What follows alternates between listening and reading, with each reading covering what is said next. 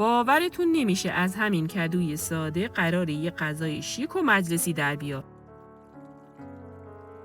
اول از همه 3-4 تا کدو سبز رو گذاشتم داخل تابو، روشون آب ریختم. گذاشتم روی شعله ملایم به مدت نیم ساعت بپزن تا نرم بشن.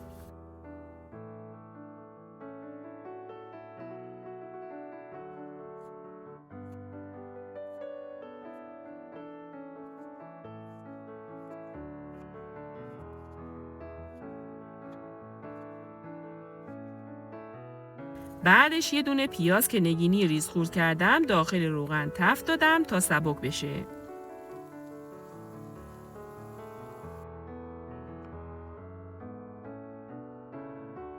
تا پیاز داشت تفت میخورد قاچا رو خورد کردم.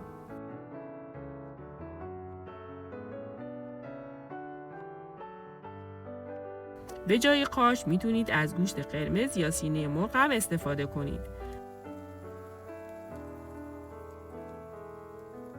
بعد قارچ رو ریختم داخل تابو و با پیاز تفت دادم تا آب قارچ جمع بشه. شعله باید بالا باشه و هم بزنید تا قارچ آب نندازه.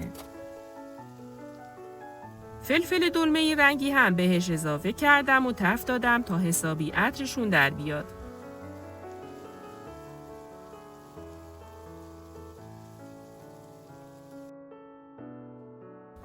حالا تا سبزیجات داشت تفت میخورد رفتم سراغ کدو سبزا که حسابی نرم شدن.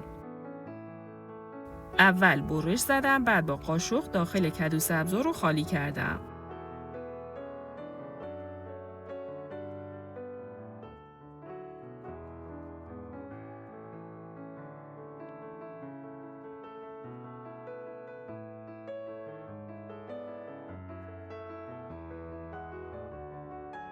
کدو سبزا رو گذاشتم داخل ظرف مخصوص فر.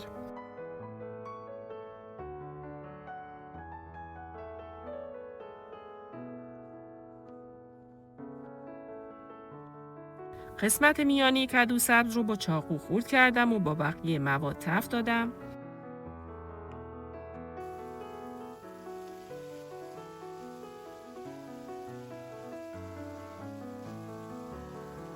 دو حبه سیر هم له کردم و ریختم روی سبزیجات که حسابی مزه‌دار بشن.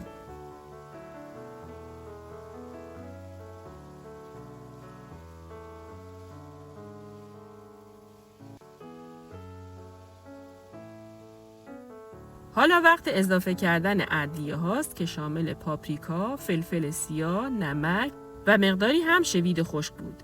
تفت دادم و گذاشتم کنار.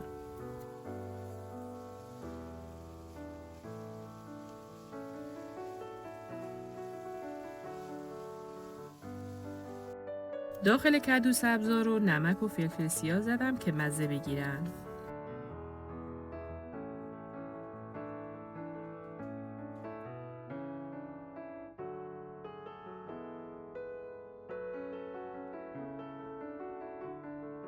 بعد داخلشون رو با موادی که آماده کرده بودم پر کردم. این غذا هم خوشمزه است، هم سرشار از سبزیجات و مواد مفید برای بدن.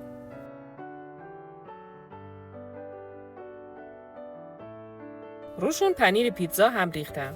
گذاشتم داخل فر با دمای 180 درجه سانتیگراد به مدت نیم ساعت. 5 دقیقه آخرم گریل رو روشن کردم که حسابی روشون طلایی بشه.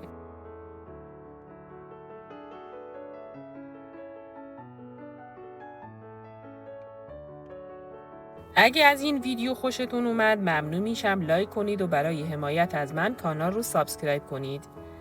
مرسی که همراه هم بودید. تا ویدیوی بعدی دلتون شاد و غذاتون خوش‌طعم.